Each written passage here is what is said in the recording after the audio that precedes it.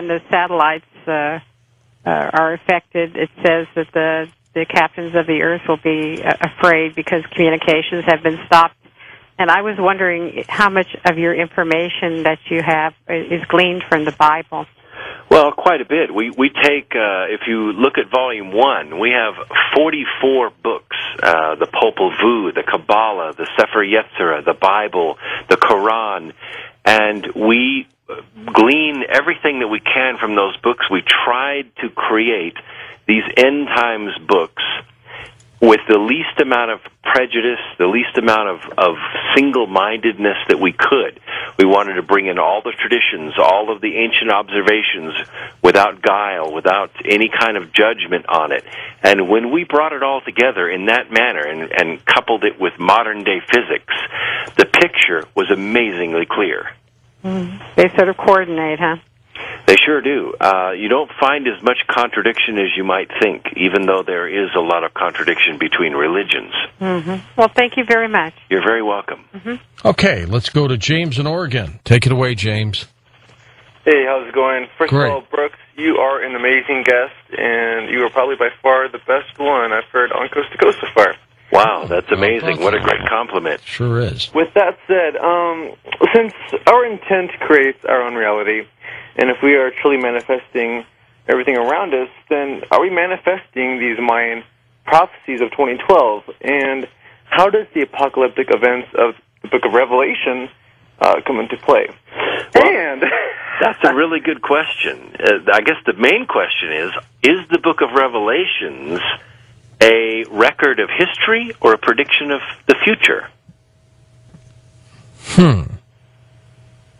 Is that a question or an answer? Well, if you read the book Worlds in Collision by Immanuel Velikovsky. Yes, and I have that. I have that back in St. Louis. When it first came out, it was poo-pooed, and there are some people who still call it bad astronomy. But it's kind of amazing how this fits together with things like Sumerian records, Zechariah Sitchin and such. And it seems to have a cosmological record that matches that. And amazingly enough, it looks like it matches Revelations really well, too, even though it's an event that happened long, long ago. Do you tie in 2012 at all with the apocalypse? Well, the apocalypse is kind of a broad brush. The apocalypse is an eschatological term, which means that we are going to have a war to end all wars. We're going to annihilate each other with weaponry. We're going to, melt each other before we hit the ground. And I think because that's a man-made event, that we clearly can walk away from that. Okay, let's go to our next wild card line. In Arizona we go. Hi there, Kaz. Hey, George, Dr. Agnew, how are you guys doing? Good. Great. I just had a comment and then a question. By far, 2012 to me has been the most serious prophecy. I didn't even bat an eye at Y2K because, as far as I've heard, there have been so many independent sources and ancient prophecies that all seem to come to 2012. I know I'm going to buy your books. I've been listening, and I'm definitely getting them. But I had heard also, besides in the Codex Cartesianus with the 2012, of course, the ending of the calendar, and the supposed the Dark Mother, which is like the center of the Milky Way galaxy being a black hole. Exactly. And how this lines up, I guess every 26,000 years you said that the Earth and the Sun will be lining up with the center of the galaxy, and this only happens every 26,000 years. Now, besides that, there was the Merlin, I believe, prophecies by something called the Merlin in the Middle Ages, who's along the lines of Nostradamus.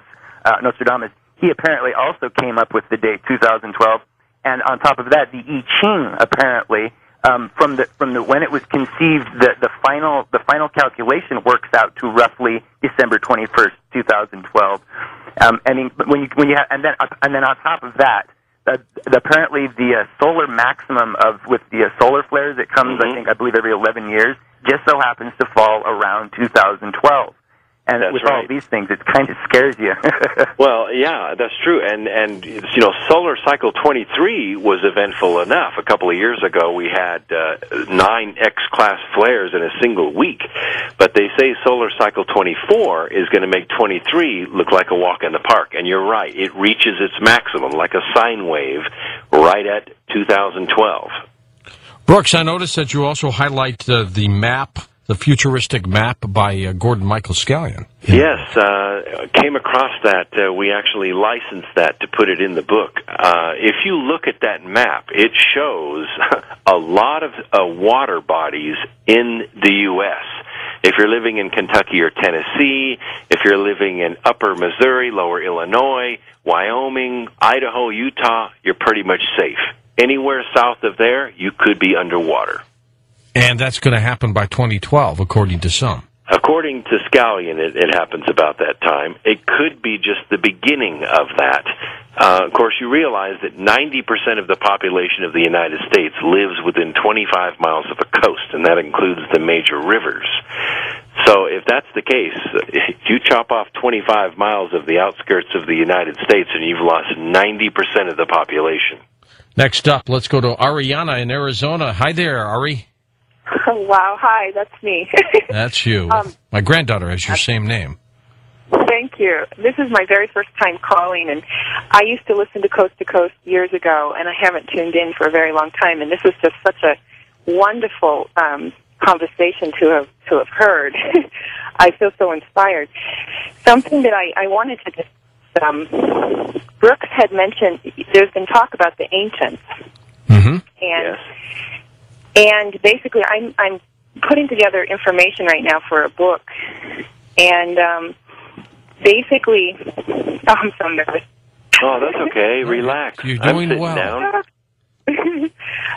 You mentioned that there's a group of ancients here on Earth, and that they are awakening right now to bring a piece, sort of a puzzle piece, to mankind.